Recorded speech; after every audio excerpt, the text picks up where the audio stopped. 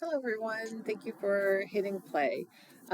So today's book that I'm going to uh, talk about is a nonfiction book. It's called The Loves of Theodore Roosevelt, The Women Who Created a President, by Edward O'Keefe. O'Keefe also happens to be the CEO of the Theodore Roosevelt Presidential Library Foundation, which the libraries have become like a modern 20th century kind of thing. So Theodore Roosevelt does not have one of these just yet. They're working on it. And it will be in North Dakota, the border of North and South Dakota. If you've never been to the Dakotas, they're absolutely beautiful. So now I have another reason to go to the Dakotas, um, because we we know Theodore Roosevelt is responsible for the creation of the national park system. If you've never been to a national park, uh, get to one. We can all disagree politically, but Theodore Roosevelt protecting places like Yosemite, Yellowstone, the Badlands, which he loved. Every time I go to a national park and I'm just surrounded by natural wonders and beauty, I think of Theodore Roosevelt. The one thing that we as Americans have done correctly. So let's not screw this up, America. All right. So anyway, O'Keefe, this is how you do research, people. This is how you do research. So, reading this biography, and I'm seeing all these notations, and I look in the back, and there are 70 pages of notations, of sources. This is how you do research, people. It's great. Not that I looked up every source, but there are some sources where I'm like, I might read that next. So, and of course, because he is surrounded by artifacts and letters of Theodore Roosevelt, he really realized that it wasn't Theodore Roosevelt who created the man. It was the women, starting with his mother and his sisters and his wives, who created him. Even his daughter, Alice, by the end of his life, was taking care of him. He believed in suffrage. He was a progressive in many cases. And it is just a fascinating read because if it weren't for this woman, I think he would have disappeared into the Badlands and we never would have had him as president.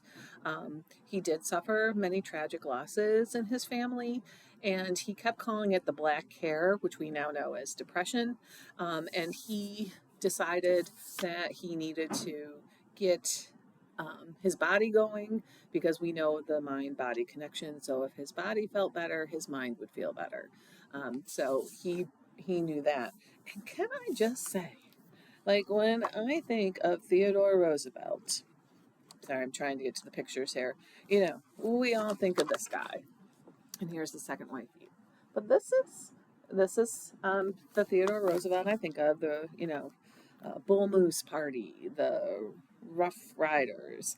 But can we just I did not know how good looking Theodore Roosevelt was as a young man. There we go. Oh, young Theodore Roosevelt. There are his sisters and mother, and his first wife, Alice, who tragically died after childbirth. Spoiler alert, his mother and wife died on the same day. So you can see why he kind of carted out to the Badlands to forget everything. But if it weren't for the women bringing him back and understanding what a powerful mind he had and his ability to talk to people from any walk of life, we would never have had him as president. So I'm very grateful that Edward O'Keefe, going through all of this, was able to say, yeah, he was a great president, but it was because of the women who surrounded him. So if you don't like Theodore Roosevelt, and he does talk about the differences, Eleanor Roosevelt, his niece, has a couple of quotes in here. I got the feeling they didn't like um, Franklin, that he kind of married Eleanor for her connection to Theodore. So I might have to look that up as well. But he does have some very funny lines in here. Um, New York State, obviously, where Roosevelt is from, a lot of connections to local places. He mentions Richfield Springs, which was, you had the spring water, like Saratoga Springs in New York State. He had some choice words for Richfield Springs, New York. So if you're from Richfield Springs, New York, and you know someone, it was funny. I appreciated that description, and I shared it with people who I know. So again, I gave it 4 out of 5 stars. Very, very informational. That's why it took me so long to get through, because I learned so much. And again, just, he was a progressive and he believed in, you know, equal rights for women, which was shocking for his time. And even now, some people don't believe women should have equal rights, but they're not in my circle. Okay, so this is called The Loves of Theodore Roosevelt, the women who created a president. So if you like nonfiction, read it. If you're like, I'm good, well, you missed out. All right, thank you. Like, share, or subscribe.